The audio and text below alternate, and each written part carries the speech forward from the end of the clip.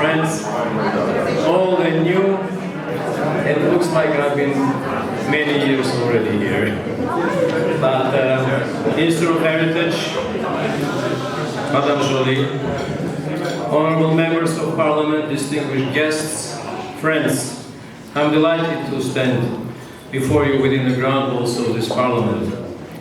First, I would like to thank members of Parliament, especially those who are or have been the members of Canada-Armenia Parliamentary Friendship Group, for many years of mutual cooperation and hard work. Armenia pays great importance to the development and deepening of friendly relations with Canada. Together, we are strengthening relations between our two countries. I also have to thank my friends from Armenian National Committee of Canada for organizing this beautiful event. The cooperation of our respective parliaments within the framework of international organizations is ongoing and increasing. We work together closely within the International Organization of la Francophonie. I have to say that over the course of the last 5 years, we have had an unprecedented number of mutual visits on the level of parliamentary delegations. Jim Karagiannis and Stefan Dion visited Armenia and Artsakh. Two parliamentary secretaries, Deepak O'Brien and Chang Sen-Lang, led the delegation that participated at our president's inauguration. I just saw Deepak, he was here. Jason Kenny, in his capacity as multicultural minister, visited Armenia in 2014. And last year we had Chris Alexander heading delegation for centennial events, and Christian Paradis participating at the Francophone Ministers Summit in Yerevan. And of course, Don Davis, Brian May, and many other friends visited Armenia. Similarly, we had a number of Armenian MPs and ministers paying visits to Canada, culminating into the visit of Armenia's speaker to Canada.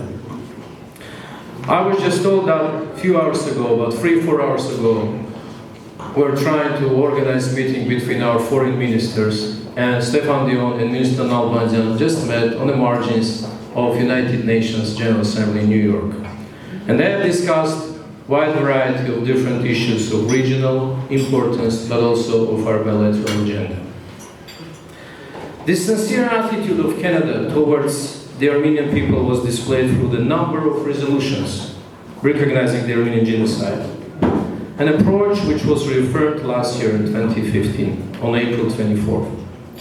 In doing so, Canada emphasized its commitment to stand against injustice and crimes against humanity, and demonstrated its commitment to ensure such crimes perpetrated against mankind will always be condemned and prevented.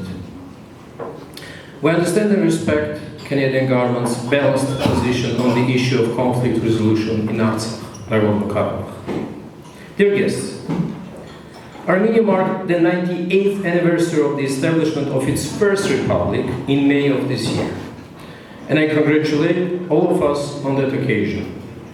For us, this is the day to reflect on what our people were able to save and protect. In establishing the first republic, we saved the last piece of our birthplace and the last remnants of our nation. It was a difficult matter to accept, but it was the reality. The bleeding Armenian nation on the verge of annihilation just 3 years after 1915 was able to stand up to the enemy, to prevail, and to throw the enemy back. Many consider the heroic battles of May and their victorious outcome a miracle. We prevailed, we survived, and we finally liberated ourselves after 600 years of torture. Our independence and our statehood were not a gift to us. We paid the highest price possible. We did it alone, moreover, we did it against the odds. At the same time, today, we mark the 25th anniversary of Armenia's, which is exactly in 2 days. The Armenian people's 1,000-year-long march has filled each page of our history books with countless memories. Has filled it with tears of joy, pain of loss. It has filled it with resolve to rise in the face of adversary and struggle against injustice. Our people perfectly recollect every single page of our history, a history of their struggle. They remember those who have fallen, as we advance on our age-old path and celebrate each day of our victorious unity. 25 years ago, a new page was written in gold, inscribed in our history book. On September 21st, 1991, an entire nation stood and unanimously announced to the world that they assume anew the burden of responsibility and honor of mastering their own destiny. And every year as we look ahead, we vow that we are the guarantors of calm mornings of our children and peaceful sunsets for our parents. It is us, the united Armenian people. The tongue we speak is Armenian, in which we prayed at the dawn of civilization and which can be heard today at the different corners of the world. It can be heard thanks to the absolute unity demonstrated by our people 25 years ago.